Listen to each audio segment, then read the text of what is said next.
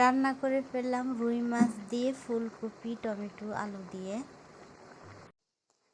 ভালো মতো কষ্ট করে দেখে আমার আলুকে। হ্যালো গাইস, আসসালামু আলাইকুম। সবাই কেমন আছেন? আশা করি ভালো আছেন, আমরাও ভালো আছি। এখন বাজে 12টা থেকে আমি ব্লগটা শুরু করলাম। আমার আলবি সকাল থেকে অনেক কান্নাকাটি করছে, তাই ব্লগটা করতে পারি নাই। ভিডিওটা করতেছি মাছগুলো দিয়ে, ফুলকপি দিয়ে রান্না করবো। ফুলকপি কেটে দিলাম।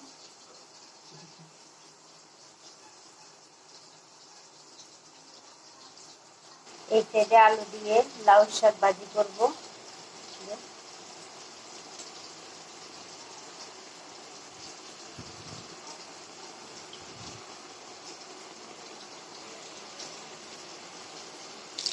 এই যে মাছ ভাজা শেষ, এখন আমি বসিয়ে দিলাম পেঁয়াজ আর কাঁচামরিচ একটু ভেজে নিচ্ছি। এই সাইডে শাকগুলো আমার সিদ্ধ করা হয়ে গেছে, এখন বাগার দিয়ে দেবো রসুন দিয়ে। এখানে আমি হলুদ, মরিচ, লবণ, রসুন সব দিয়ে দিলাম। অল্প করে একটু পানি দিয়ে দেবো।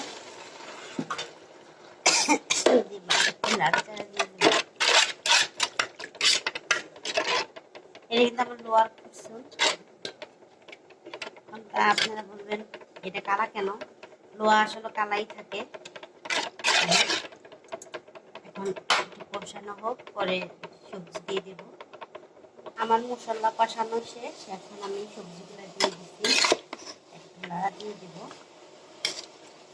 ভালোভাবে। শাক এখন আমি বাগার দিয়ে দেব। আমার কড়াইটা গরম হয়ে গেছে, এখন আমি তেল দিয়ে দিব কিছু পরিমাণ।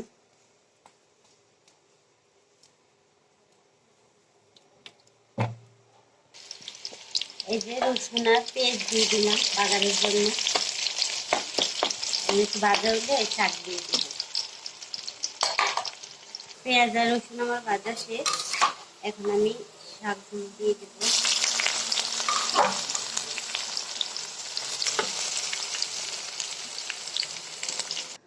শাক ভাজিটা আমার হয়ে গেছে, আমি এখন নামিয়ে নিলাম বাগার দেওয়ার পর। তরকারিটা আমার কষানো শেষ, এখন আমি ঝোল দিয়ে দেব।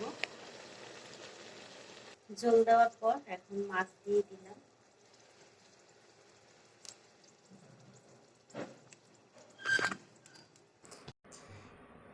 দেখেন, আমি কিন্তু তরকারিতে মাছ দিয়ে দিলাম আর কয়েকটা টমেটো কেটে দিলাম তরকারি মজা হওয়ার জন্য। এখন আমার প্রায় রান্নাটা হয়ে গেছে, এখন আমি নামিয়ে নেব। এভাবে আপনারা রান্না করে খাবেন, ফুলকপি দিয়ে, রুই মাছ দিয়ে, আপনাদের ভালো লাগবে। টমেটোগুলো আমার প্রায় সিদ্ধ হয়ে গেছে, এখন আমি চুলাটা অফ করে দিচ্ছি। আবার আপনাদের সাথে দেখা হবে পরের ভিডিওতে। আল্লাহ হাফেজ।